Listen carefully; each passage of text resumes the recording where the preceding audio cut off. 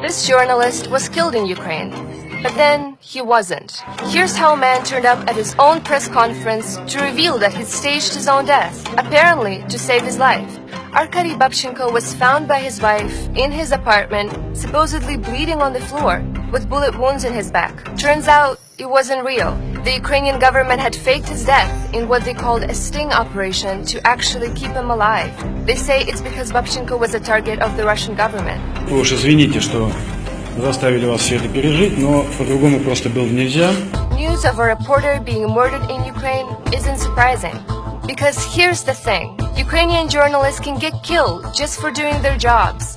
After it came out that Babchenko was alive, some journalism organizations called the action intolerable and an unacceptable manipulation of public opinion.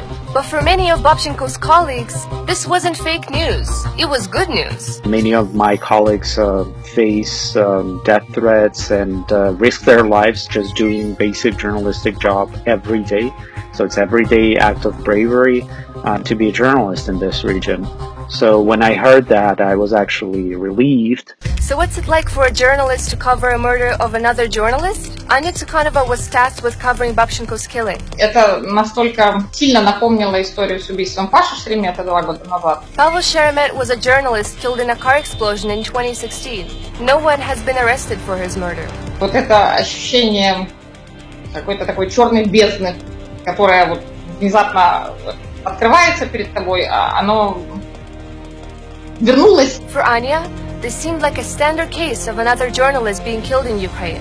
But there were a few things that were kind of suspicious. Он не мог сказать точно, где он был убит. Меня удивило полное отсутствие фото либо видео с женой Бабченко. Какие-то представители там руководства страны заявления делали, какие-то не делали. Но впоследствии оказалось, что у них были на то причины. The next morning, Anya and other reporters were watching a press conference to learn more about the murder, when Babchenko showed up and gave a speech about his own death. Это было огромное облегчение. То есть я не могу вам передать, как мы там кричали. And it's not a surprise that Anya was relieved.